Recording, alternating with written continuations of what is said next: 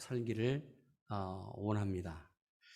그러면서 2월부터 제자 삼는 교회 빌헐 목사님이 집필한 그 책을 갖고 2월, 3월, 4월 함께 말씀의 세계로 내가 제자 삼는 교회, 우리 교회가 제자 삼는 교회가 되기를 소망합니다. 특별히 제자 삼는 교회는 세 개의 교회를 집중해서 우리에게 보여주고 있습니다. 예루살렘 교회, 그리고 안디옥 교회, 마지막 에베소서 교회를 정리해 주면서 그 교회가 어떻게 제자를 삼았는지를 우리에게 말하고 있습니다. 그래서 저는 이번 주, 다음 주 세 번에 걸쳐서 빌헐 목사가 말하는 제자 삼는 교회, 이 세 가지 교회를 성경적으로 다시 묵상하고 보면서 여러분 2월, 3월, 4월 우리 말씀의 세계로 또 그 교회가 어떤 교회였는지 보면서 함께 제자가 되기를 원합니다. 세상 중심에는 중심과 중심이 있습니다. 우리 화면 좀 올려주실까요?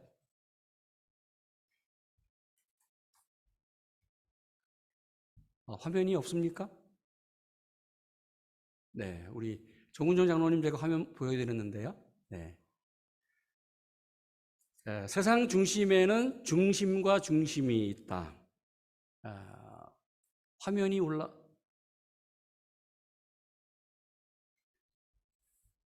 네. 어떤 것이냐면요. 사람 중심이 있고 마음 중심이 있다는 겁니다. 무게 중심, 특별히 무게 중심의 대표적인 예가 오뚜기입니다. 오뚜기는 사람 중심이 어떻게 서 있느냐에 따라서 그 중심이 어떻게 변하는 것을 볼 수 있습니다. 오뚜기가 넘어지지 않는 것은 무게 중심이 사람 몸, 그 물건 아래에 있기 때문에 아무리 넘어져도 다시 일어나요. 그렇다면 사람에는 어떤 중심이 있을까? 우리 사람에는 어떤 중심이 있을까? 그것은 두 개의 중심이 있다는 것이죠. 무게중심이 있습니다. 무게중심. 그래서 우리가 어떻게 무게를 잡느냐에 따라서 넘어지지 않습니다. 그런데 또 하나의 중심이 있는데 그것은 마음 중심입니다.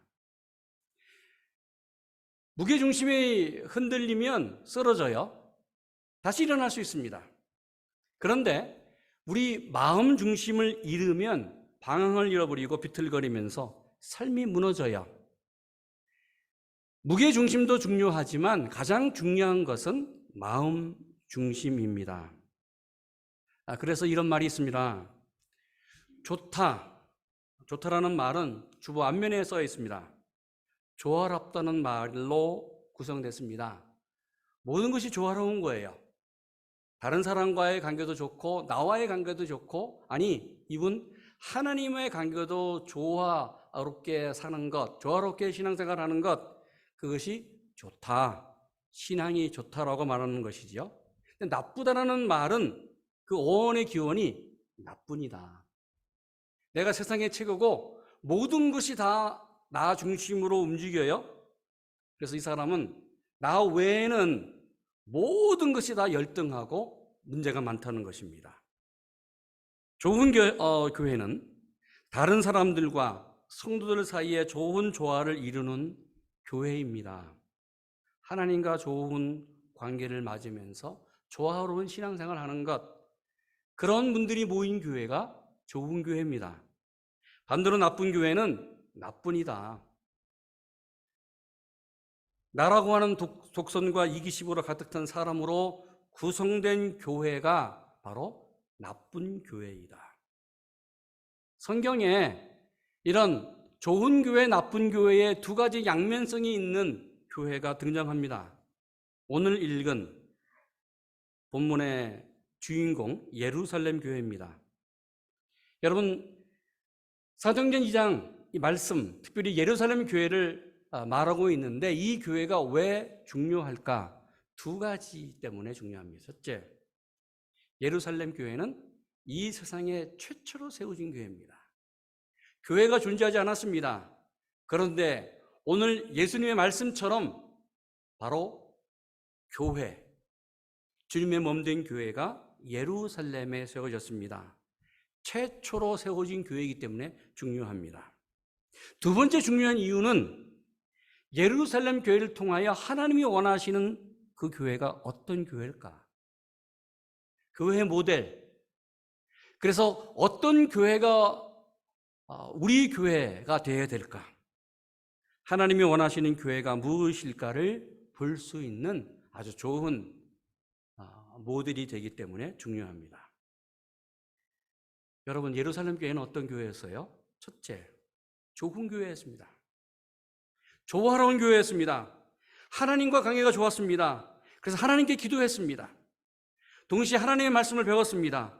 그러면서 성령의 놀라운 역사를 체험했던 교회, 그리고 하나님의 말씀으로 성경 공부를 하면서 성경 공부로 시작된 교회였습니다. 그래서 42절 이렇게 말씀합니다.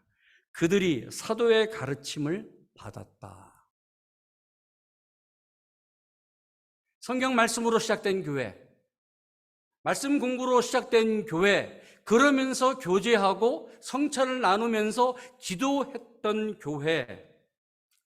예루살렘 교회의 특징은 성경 공부가 있는 교회였습니다. 예수님의 직제자 12제자들, 또 120명의 제자들이 나가서 전도하며 하나님의 복음을 증거했더니, 여러분 성경 보십시오. 3천이 더하였다. 41절, 세례를 받았던 사람이 3천 명이 생겼습니다. 그들을 그냥 예배로만 집중하지 않고 그들을 주님의 말씀으로 양육하고 가르쳤습니다. 여러분, 우리가 살면서 어떻게 하나님을 만날 수 있을까? 21세기 2024년도 오늘 이 시대에 어떻게 하나님을 만날 수 있어요? 기도하면서 영적으로 하나님을 만날 수 있어요. 제한적입니다. 그러나 하나님을 만날 수 있는 가장 정확한 비결은 무엇일까? 하나님의 말씀, 성경 말씀을 묵상하고 읽고 공부하고 또 묵상하고 읽고 공부할 때에 하나님을 만납니다. 그래서 이스라엘 민족은 성전을 택할 것이냐 하나님의 말씀을 택할 것이냐 결정할 때에 토라, 하나님의 말씀을 결정했습니다. 그러기에 이 토라 말씀이 지금 성전이 사라진 이 시대에 있지만 지금도 하나님의 말씀은 영원토록, 꽃은 마르고 잎은 변하지만 하나님의 말씀은 영원토록 변하지 않는 그 말씀처럼 말씀에 집중하고 있습니다. 여러분, 내가 이 변화가 많은 이 시대, 흔들리는 이 시대에 하나님의 말씀을, 하나님을 만날 수 있는 비결은 성경 말씀이에요. 그래서 그들은 하나님의 말씀을 바로 가르쳤습니다. 변화가 일어났습니다.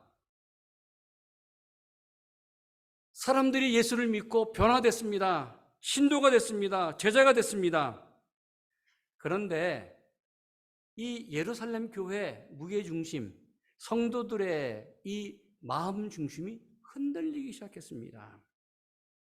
시간이 지나면서 교회가 비대해졌습니다.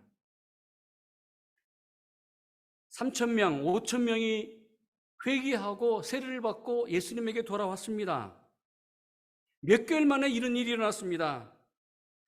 교회가 점점 사람이 많아지면서 비대해지면서 교회의 무게의 중심, 사람의 마음의 중심이 흔들리기 시작한 거예요. 교회 안에, 사람 안에 심각한 문제가 생겼습니다. 사실 사도행전 2장 말씀을 보면 예루살렘 교회가 얼마나 좋았을까 저도 흥분이 돼요. 참 좋은 교회. 야, 저런 교회 한번 신앙생활 했으면 좋겠다. 저런 교회에서 한번 목회했으면 얼마나 좋았을까. 신이 나지 않았을까. 여러분 보십시오. 하늘이 열려 불같은 성령, 바락 같은 성령이 임했습니다. 그러면서 방언하면서 나가서 전도했더니 수많은 3,000명, 5천 명이 예수님에게 돌아왔어요. 세례를 주고 말씀을 가르쳤습니다. 하나가 됐습니다. 얼마나 하나님과 조화를 이루었고 좋은 교회였을까. 너무나 아름다운 신앙 공동체를 만들었습니다. 그래서 이러지 않았을까요? 주일 되면 야, 예루살렘 교회 한번 가보자. 소문난 교회. 그냥 있지 말고 그 교회가 어떻게 변했는지, 어떤 사람이 모여있는지 한번 가보자. 주일 교회에 가고 싶어서 견딜 수가 없는 교회는 아니었을까. 어려운 삶이었습니다. 서로 위로하고 기도해주고 소망 가운데, 사랑 가운데 살았습니다. 그런데 1년, 2년 지나면서 교회가 변했어요. 사람의 마음이 변했어요. 어떻게 해요? 성경 한번 따라오시죠? 그 뒤에 6장 가보겠습니다. 사도행전 6장을 보셔야 됩니다.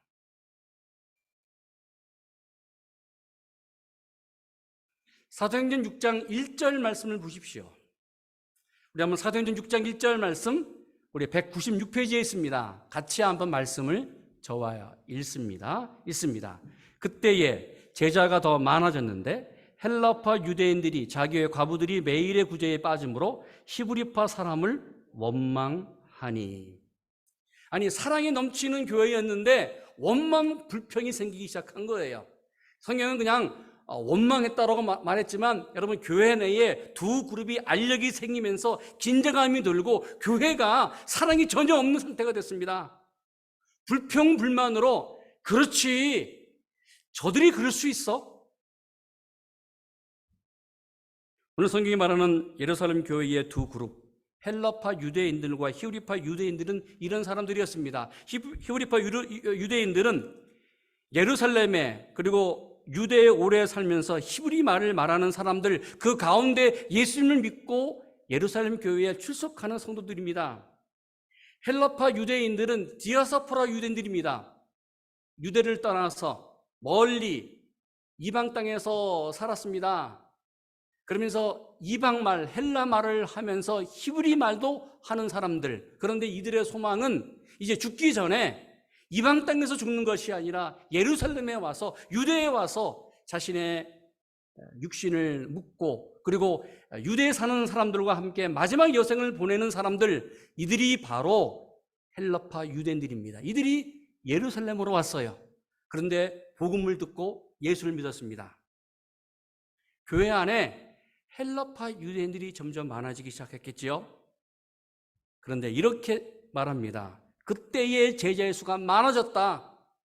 보통 많아진 것이 아닙니다. 몇천 명, 아니 10,000명 이상으로 교회가 성장됐습니다. 그런데 헬라파 유대인들이 자기의 과부들이 매일 구제에 빠짐으로 히브리파 사람들을 원망했다. 갈등을 일으켰습니다. 불평했습니다. 아니, 너희들만 먹고 살 거냐? 너희들만 입이 있느냐? 지금 헬라파 유대인들, 디아스포라 유대인들이 여기 들어와서 사는데 예수 믿었는데 이들에게 도움을 줘야 되지 않겠느냐? 당신네 가족들도 중요하고 어려운 것 안다. 그런데 왜 헬라파 우리 그룹을 빠뜨리느냐? 무슨 문제였습니까? 물질이었습니다. 먹는 문제. 여러분, 불평은 언제나 갈등을 유발합니다. 이 갈등은 교회를 나눕니다. 불평하다 서로가 굉장히 괴로운 거예요. 서로의 관계, 전에는 사랑이 넘치고 위로했는데 얼굴 보기가 힘들어요. 불편했습니다. 두 그룹 사이가 점점 분열되기 시작했습니다. 그래서 교회 안에 위기가 찾아왔습니다. 좋은 교회, 조화로운 교회였는데 왜 이런 문제가 왔을까?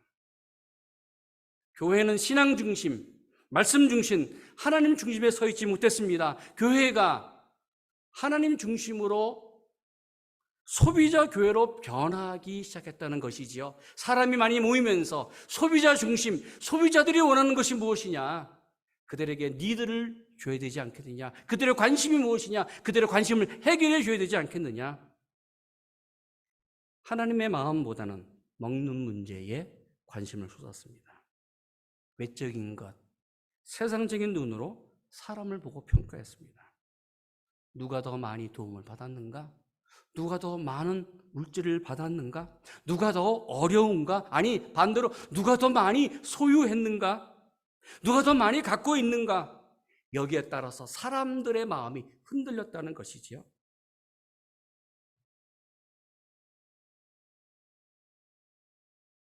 여러분, 예루살렘 교회의 성도들의 문제는, 교회의 문제는 이것만이었을까? 이것만이 원인이었을까? 아니요. 그렇지 않습니다.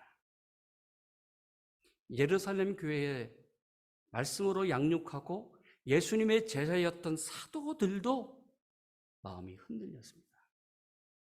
하나님의 마음 그 중심으로 보지 못했습니다. 하나님이 그 마음의 중심에 있지 않았습니다. 그래서 오늘 6장 2절을 보십시오. 이렇게 사도들이 제자들을 불러서 말합니다. 2절, 12 사도가 모든 제자를 불러 이르되 우리가 하나님의 말씀을 제쳐놓고 접대하는 일을 일삼는 것 마땅치 않다. 여러분 성경을 다시 보십시오. 12 제자들은 하나님의 말씀을 제쳐놨습니다. 그들 마음속에 사람들을 접대하는 일이 최우선이었습니다. 접대라는 말은 먹는 문제를 분배해 주는 일, 돈이 필요한 사람들에게 돈을 빌려주는 일, 돈을 주는 일이었습니다. 교회가 부흥했습니다. 물질이 많아졌습니다. 그러자 12 사도들의 목회가 바뀌었어요. 주객이 전도되었습니다. 말씀을 가르치고 말씀을 양육하며 말씀으로 살아가는 것을 보여주는 그 일 대신 오늘 12 제자 사도는 물질에 관심이 되었어요. 나눠주는 것, 돈 빌려주는 것, 접대하는 것, 여기에 목숨을 걸었다는 것이지요. 그래서 말합니다. 우리가 하나님의 말씀을 제쳐놓고 버리고 접대하는 것, 물질 때문에 고민하고 물질에 최선을 다하는 것, 이거 하나님이 원하시는 것이 아니다. 예루살렘 교회는 그의 본질을 잃어버렸습니다. 소비자 중심 교회로 변했습니다. 문제가 생기자 12 사도 제자는 그렇구나. 교회의 문제가 무엇인가? 그것은 말씀을 제쳐놓은 것이구나. 자신을 발견해요. 자신의 문제를 발견해요. 그리고 하나님이 원하시는 교회, 하나님이 원하시는 마음이 무엇인가를 발견합니다. 다시 하나님 중심으로, 하나님 마음으로 돌아와요. 그러면서 오늘 뒤에 보시면 형제들아 3절, 너희 가운데 성령과 지혜가 충만하여 칭찬받는 사람 7을 택하라. 우리가 그 일을 그들에게 맡기고 4절, 우리는 오직 기도하는 것과 말씀 사역에 힘쓰겠다. 여러분, 12 사도들은 다시 교회를 세웁니다. 하나님 중심으로 돌아왔습니다. 교회의 본질이 무엇일까? 하나님이 원하시는 예루살렘 교회의 본질이 무엇일까? 그것은 기도하는 것과 말씀 사역이었습니다. 그렇습니다. 하나님의 말씀이 역사하고 하나님의 기도가 날마다 하나님의 기도로 채워졌을 때에 하나님이 그 교회를 하나님의 방법으로 세워갈 줄로 믿습니다. 뿐만 아니라 내가 교회인 내 자신이 성령이 거하는 교회인데, 성전인데 바로 내가 거룩해지고 하나님이 원하시는 마음으로 살아가는 것. 여러분 디모데전서 4장 4절 5절 말씀 이렇게 말합니다. 하나님의 지으신 모든 것이 선하게 감사함으로 받으며 버릴 것이 없나니 하나님의 말씀과 기도로 우리가 거룩해진다. 거룩한 하나님의 제사장, 백성이 되는 비결이 뭐예요? 말씀과 기도였다는 것이지요.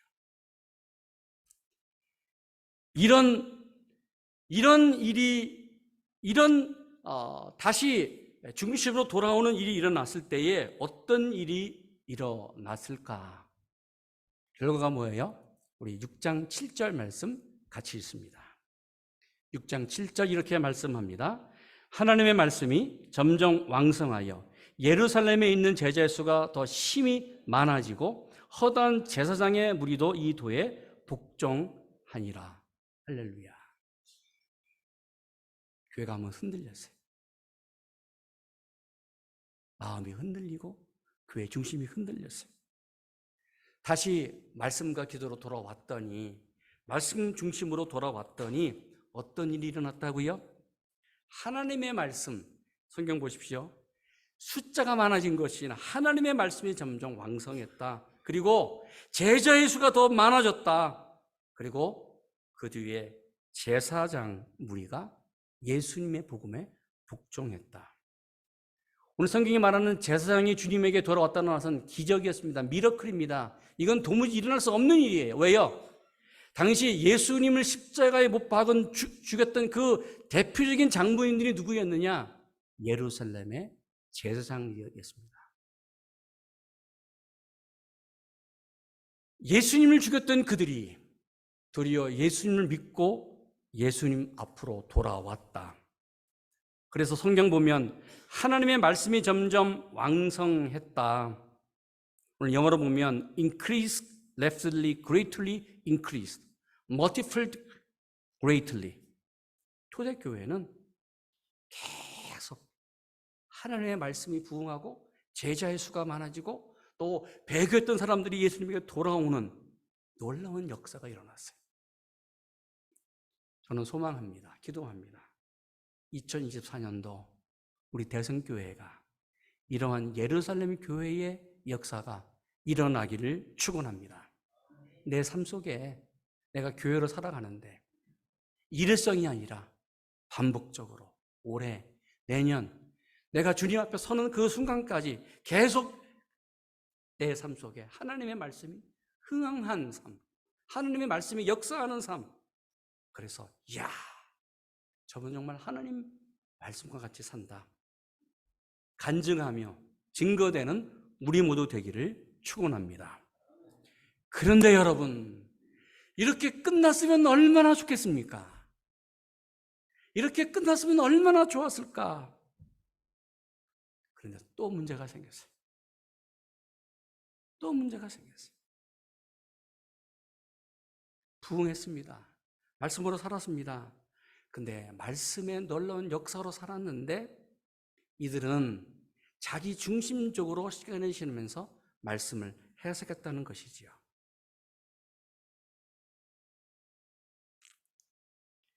교회 안에 이런 일이 일어났습니다. 너무 신앙생활하기가 좋은 거예요. 교회 생활하기가 좋은 거예요. 말씀 생활하기가 좋은 거예요. 이런 일입니다. 당시 유대교에서 개종해서 기독교로 예수님을 믿고 교회 생활한다는 것은 그 당시에 생명을 거는 길이었습니다. 유대교에서 추방당해요. 유대사회에서 추방을 당해요.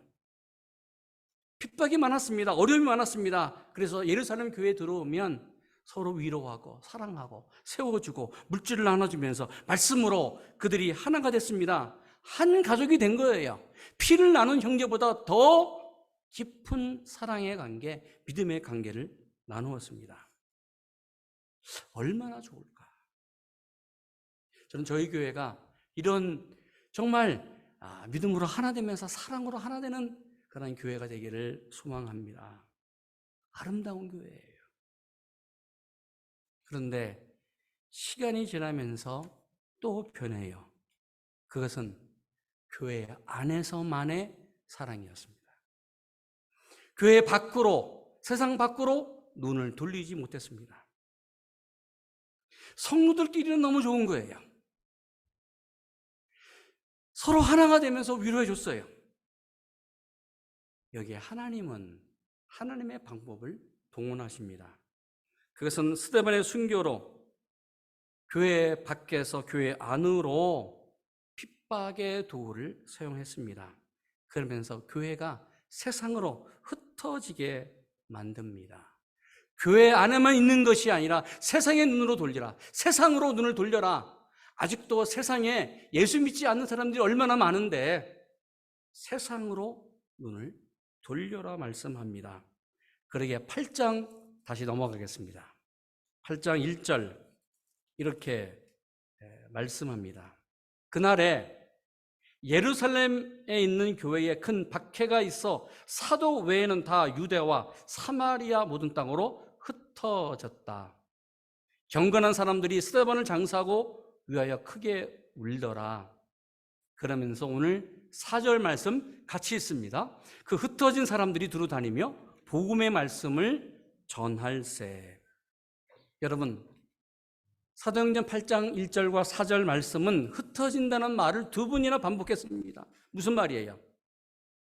하나님은 예루살렘 교회 안에서만 끼리끼리 사랑을 나누는 그들에게 흐트러버리는 역사를 감행하십니다. 사실 스데반이 돌에 맞아 순교하기 이전까지는 믿는 수가 예루살렘 교회에만 배가가 됐습니다. 모이기를 잘하는 교회였습니다.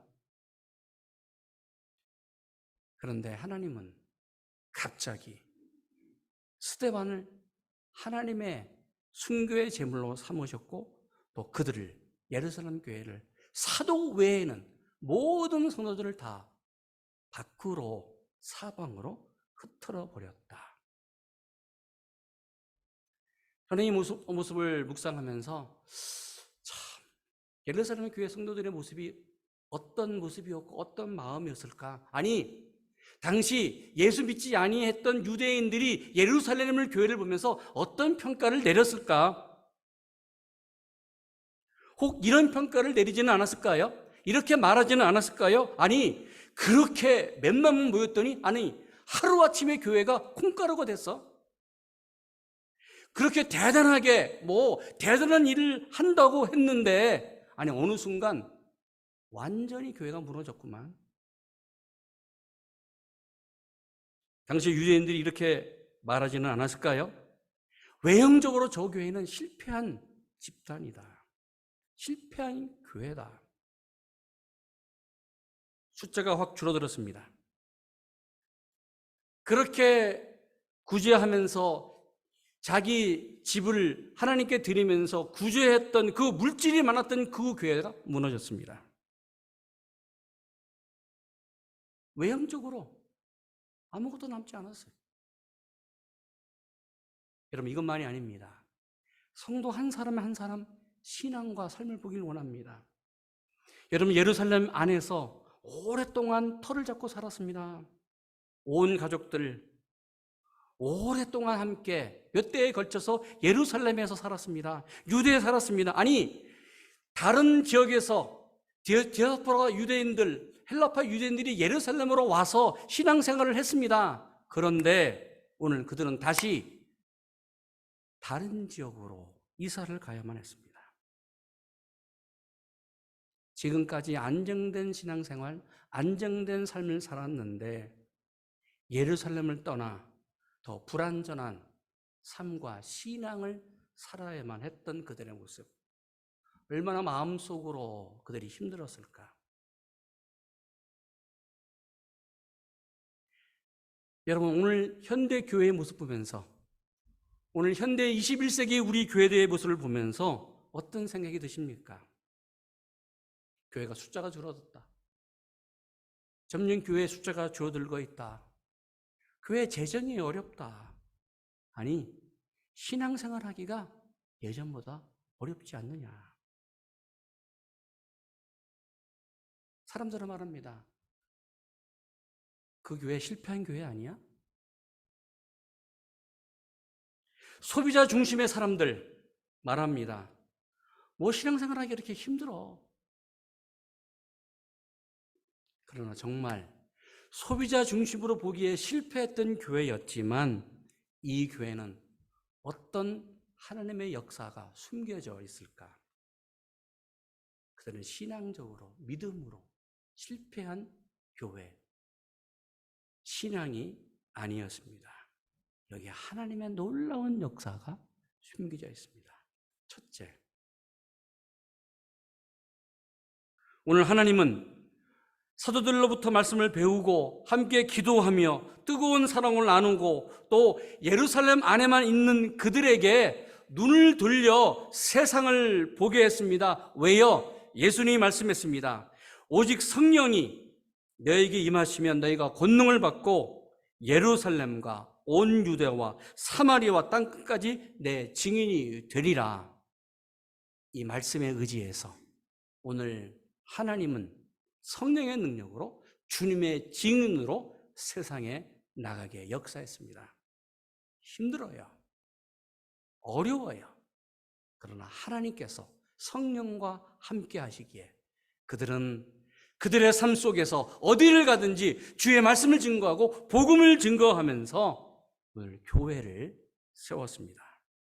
두 번째, 예루살렘 교회는 역사적으로 33년에서 40년 정도의 그 기간에 예루살렘에 세워졌습니다.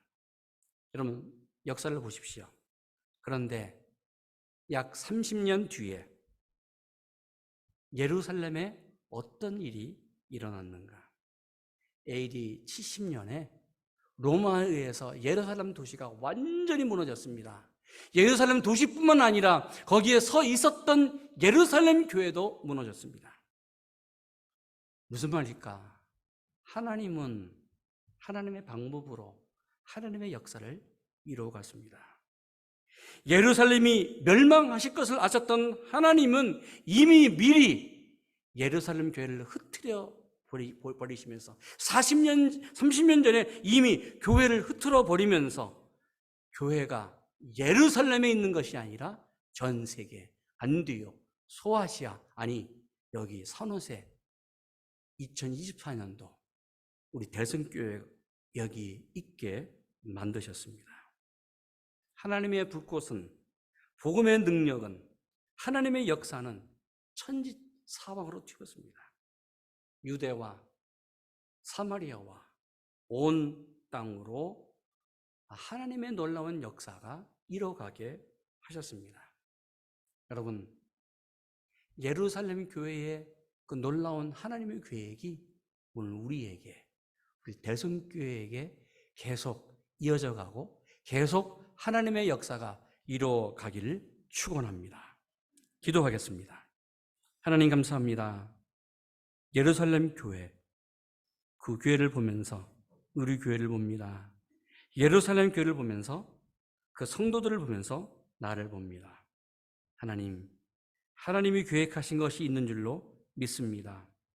하나님의 역사를 이루어가는 교회가 되게 하여 주시옵소서. 하나님, 하나님의 역사를 우리 교회를 통하여 이루어 가시기를 소망합니다. 하나님, 내 가정, 나를 통해서 하나님의 놀라운 역사가 이루어 가기를 기도합니다. 주님, 우리 모두를 사용하여 주시옵소서. 예수님의 이름으로 기도드립니다. 아멘.